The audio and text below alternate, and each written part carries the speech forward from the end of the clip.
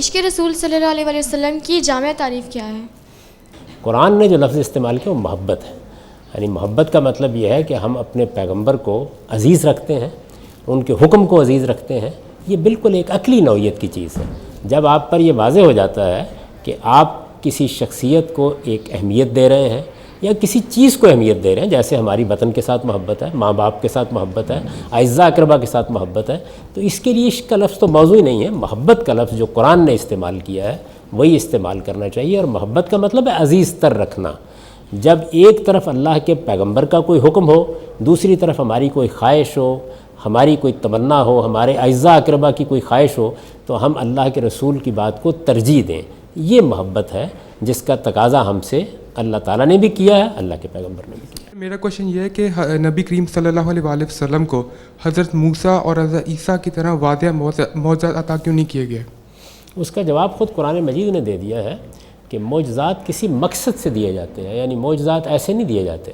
حضرت موسیٰ کو ایک ایسے بادشاہ کے پاس جا کے دعوت پیش کرنی تھی جو اپنے زمانے کا باجبروت بادشاہ تھا، جس کو 7 خون معاف تھے، جو جاتے ہی اگر ان پر حملہ کر دیتا یا ان کی موت کا پروانہ صادر کر دیتا تو کوئی اس کا ہاتھ پکڑنے والا نہیں تھا. تو اس وجہ سے اللہ تعالیٰ نے فرمایا کہ میں یہ معجزات دے کر گویا حفاظت فراہم کر رہا ہوں تاکہ کم سے کم دعوت پہنچائی تو جا سکے، بات کہی تو جا سکے. تو رسالت میں آپ صلی اللہ علیہ وسلم کو ایسی کوئی صورت درپیش نہیں تھی. یعنی اللہ تعالیٰ کے یہاں معجزات کا کوئی سبب ہوتا ہے، کوئی وجہ ہوتی ہے. اس کے باوجود جب رسول اللہ صلی اللہ علیہ وسلم مدینہ تشریف لے آئے تو بہت سے معجزات کا آپ سے صدور ہوا. ان کا ذکر آپ کو تاریخ کی کتابوں میں ملتا ہے، لیکن اس نوعیت کا کوئی معجزہ نہیں دیا گیا جو لوگوں کے لیے چیلنج کا باعث بنے. اس کی وجہ یہی تھی کہ اس کی کوئی ضرورت نہیں تھی. جاوید صاحب، ابھی میثاق مدینہ سے متعلق میں بات کر رہا تھا.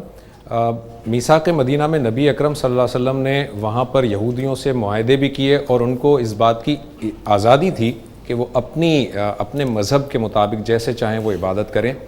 ذرا آج کے حالات پہ اگر اس کو ہم منطبق کریں، جب پاکستان وجود میں آیا، یہاں پر مسلمانوں کی اکثریت تھی اور مسلمانوں کا ایک ریاست قائم ہوئی.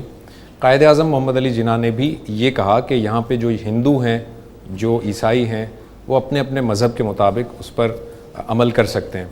تو قائد اعظم کا یہ جو کہنا ہے یہ بالکل اسی طرح سے اسی نوعیت کی چیز تھی یا اس میں کوئی فرق تھا؟ نبی صلی اللہ علیہ وسلم نے کوئی اور بھی بات کی تھی اس کے ساتھ ساتھ؟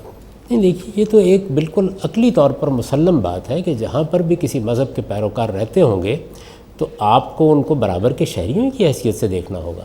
رسالت میں آپ صلی اللہ علیہ وسلم نے اسی حیثیت سے ان کے ساتھ معاہدہ کیا. ان کے حقوق مانے، ان کے لیے تمام وہ چیزیں تسلیم کی گئیں جو انسانیت کا، اعلیٰ اخلاق کا، جو بنیادی حقوق کا تقاضا ہے. انہوں نے خلاف ورزی کی ان معاہدات کی. اس کے بعد پھر اللہ تعالیٰ نے عذاب کا تازیانہ ان کی پیٹھ پر برسایا. اس سے پہلے کوئی اقدام ان پر نہیں کیا گیا. تو ہر جگہ یہی کیا جائے گا. قائد اعظم محمد علی جناح نے جو بات کہی وہ ایک قومی ریاست کے بارے میں کہی. یہ پاکستان ایک قومی ریاست کی حیثیت سے، نیشن سٹیٹ کی حیثیت سے وجود میں آیا ہے. کسی قومی ریاست میں تمام لوگ برابر کے شہری ہوتے ہیں.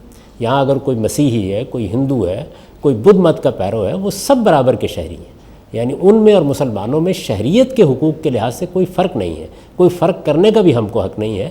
تو 11 اگست 1947 کو قائد اعظم محمد علی جناح نے جو تقریر کی تھی، دستور ساز اسمبلی میں کی گئی تقریر ہے، میرے نزدیک وہ ٹھیک اسلام کے احکام کا بیان ہے. یعنی جب آپ نے ایک ایسا ملک بنایا ہے جو ایک نیشن سٹیٹ ہے جس میں بہت سی قومیں بستی ہیں.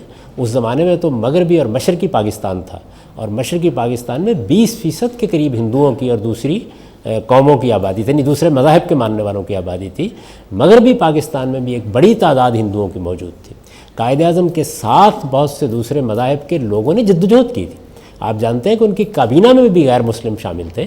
تو انہوں نے ایک قومی ریاست قائم کی تھی، ایک قومی ریاست، اور آج کے دور کی قومی ریاست میں تو اس کا کوئی سوال ہی نہیں ہے کہ کسی کے ساتھ آپ ڈسکرمنیشن کا رویہ اختیار کریں. لیکن ان کی یہ بات اسلام کی تعلیمات کے بھی بالکل مطابق ہے. اس پر کوئی اعتراض نہیں کیا جا سکتا. ہم غزوات پر آتے ہیں. نبی اکرم صلی اللہ علیہ وسلم نے کفار کے ساتھ جو ہے وہ جہاد بھی کیا، جنگیں لڑی.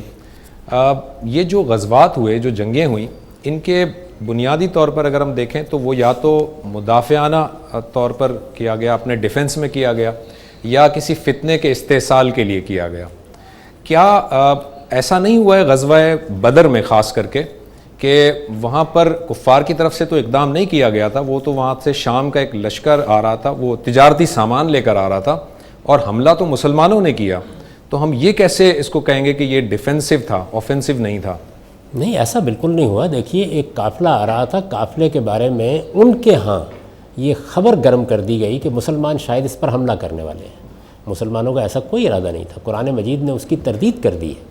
یعنی اس زمانے میں چونکہ مسلمان ایک طرح سے ایٹ وار تھے، ایک جنگی صورتحال تھی، اور اس میں مختلف قافلے گزرتے تھے تجارتی، ایک دوسرے سے خطرہ بھی محسوس کرتے تھے. اس کو قریش نے بہت بڑھا چڑھا کے لوگوں کے ہاں ایک پروپیگنڈے کی فضا پیدا کی، پھر لوگوں کے جذبات بھڑکانے کے بعد ان کو اکٹھا کیا اور حملہ آور ہوئے. یعنی بدر میں وہی حملہ آور ہوئے ہیں.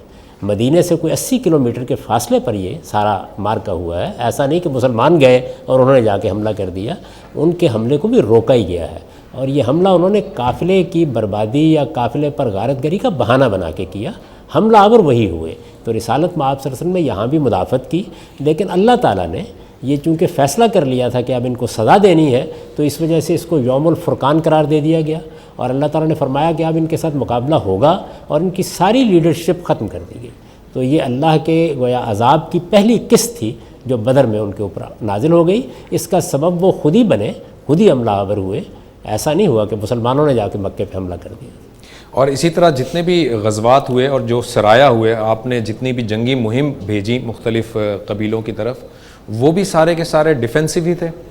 2 مرحلے ہیں. پہلا مرحلہ وہ ہے کہ جس میں ایسا ہی ہوا ہے، اس لیے کہ اس وقت تو مسلمان ابھی منظم ہو رہے تھے، ان کی ایک چھوٹی سی ریاست قائم ہو گئی تھی. رسالت مآب صلی اللہ علیہ وسلم اپنے ساتھیوں کی تربیت کر رہے تھے. بہت سے اندرونی معاملات تھے، وہاں منافقین بھی تھے، یہود بھی تھے، ان سے نمٹ رہے تھے. اس دوران میں تو ایگریشن ہوا، جارحیت ہوئی، اس کا جواب دیا گیا. بدر میں بھی یہی ہوا، احد میں بھی یہی ہوا. احزاب میں تو اس کی انتہا ہو گئی.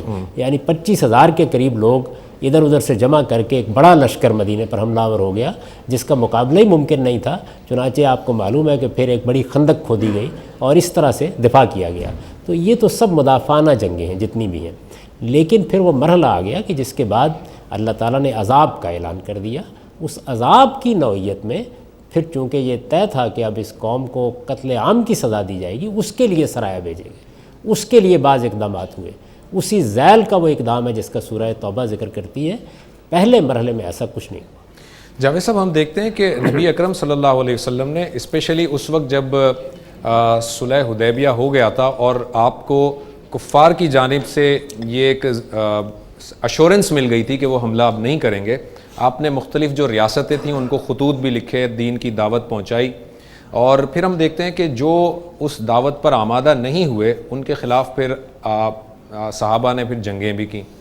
تو یہ کیسے ہم دیکھیں گے کہ ایک خط لکھ دینے سے اتمام حجت کیسے پورا ہو گیا؟ اتمام حجت کے لیے تو پورا ایک پروسیس ہے.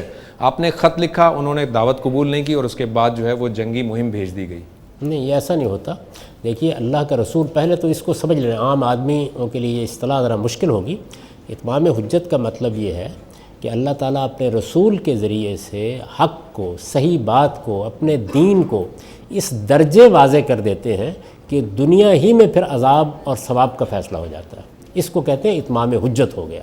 یعنی اللہ تعالیٰ کی طرف سے حق اس درجے میں واضح ہو گیا، بات اس درجے میں واضح کر دی گئی کہ اب کسی کے پاس بات کہنے کے لیے باقی نہیں رہ گئی. گویا وہ معاملہ جو قیامت میں ہونا ہے وہ دنیا ہی میں ہو گیا. یہ اللہ کے رسول کی بعثت کے بعد ہوتا ہے. تو رسالت مآب صلی اللہ علیہ وسلم نے 3 مراحل میں یہ کام کیا ہے. پہلے مرحلے میں قریش مکہ کے ساتھ، جس پہ کم و بیش 13 سال لگے. اس کے بعد اگلا مرحلہ وہ ہے جس میں اہل کتاب کے ساتھ یہ معاملہ ہوا، اس میں بھی کوئی 5-7 سال کا عرصہ لگا ہے. پھر آپ نے گرد و پیش کی جو حکومتیں ہیں اور گرد و پیش کی سلطنتیں ان کو لکھا. تو جب اتمام حجت ہوتا ہے تو اس کا ایک مرحلہ تو وہ ہوتا ہے کہ جب ابھی اللہ کے رسول کو خدا کی نصرت نہیں ملی ہوتی، اس وقت تبلیغ کی جاتی ہے، دعوت دی جاتی ہے، سوالوں کا جواب دیا جاتا ہے. ایک بڑا لمبا طویل مرحلہ ہوتا ہے. دوسرا مرحلہ وہ ہے کہ جب خدا کی نصرت کا ظہور ہو جاتا ہے، خدا کی مائیت کا ظہور ہو جاتا ہے، گویا پیغمبر کے ساتھ خدا کو لوگ زمین پر دیکھ لیتے ہیں. تو یہ واقعہ ہو گیا تھا. یعنی تینوں چیزیں ہو گئیں. اللہ کے پیغمبر نے دعوت دی. اتمام حجت کی پہلی شرط یہ ہے کہ وہ دنیا میں موجود ہو اور خود دعوت دے. اتنی مہلت دی جائے کہ لوگ آ کے بات سن سکیں، کوئی اعتراض کرنا ہے تو کر سکیں. چنانچہ 4-5 سال کی مہلت دی گئی، اور اس دوران میں جزیرہ نما عرب میں اللہ کی نصرت، اللہ کی مدد کا ظہور ہو گیا، جس کو آنکھوں کے ساتھ لوگوں نے دیکھ لیا. تو اس کے بعد پھر کوئی تفصیلی تبلیغ کی ضرورت نہیں ہوتی. یہ تینوں شرطیں جب پوری ہو جاتی ہیں تو پھر اللہ کا عذاب آ جاتا ہے.